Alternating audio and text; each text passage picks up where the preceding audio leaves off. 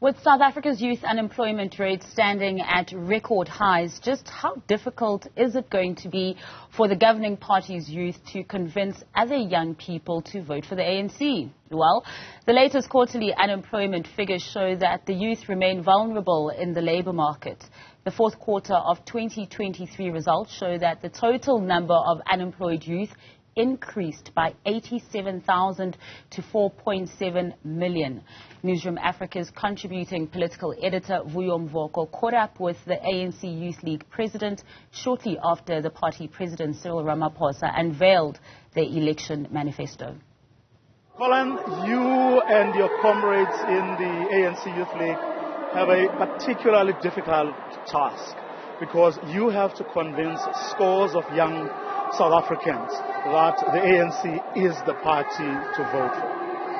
Yes, when we came into office, we made pronouncements that will refocus the president of the ANC in this term to focus on the youth empowerment, mainly the reskilling of the youth, the creation of jobs and economic opportunities. And if you have seen, since we came in, all these addresses, the president has basically been focusing on those areas because we say that the biggest disaster we're faced with here as a country is youth unemployment. We can't have youth on the streets. The youth must be kept busy. They must be in school, they must be training centers, or they must be employment, or running their own businesses. But that's the kind of a country we want to run because we also further say that we need to reindustrialize our economy because that's why we're going to get our jobs and opportunities. We've got raw materials that can be utilized to revive secondary industries for the well-being of our people of South Africa.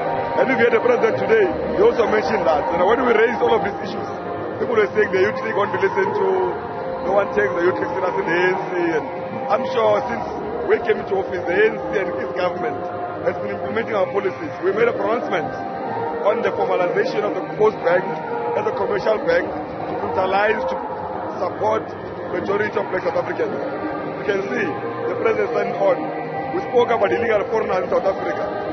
Minister Ramaphosa is busy with the white paper on the matter. Now I'm just saying, the youth must see that there's now confidence in the youth in the ANC.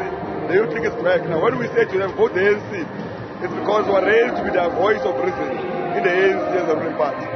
What do you say to that young doctor who has been unemployed since graduating? What do you say to that young engineer who hasn't even gotten an opportunity for a learnership, for argument's sake, who says, great ideas, but they haven't delivered, for me. Why should I trust you?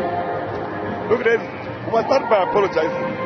It sounds wrong to say we have an unemployed doctor in a country where there's a demand of doctors. And I think on our side, we must take responsibility and apologize. We say that we'll hold our employees accountable because we've deployed people in government to go and represent the interests of our people.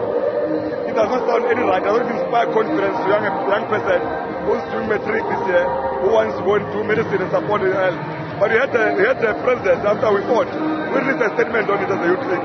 After we fought, the president responded, says all the doctors who are unemployed will immediately be placed into responsibilities in clinics. Now, that's part of the influence. Now, as a youth league, we don't tolerate that. We'll never accept any young person, whether a doctor, whether an engineer, whether a matriculant, whether a team and college graduate, to go on the streets when there's so much to do to give back to the economy of the country.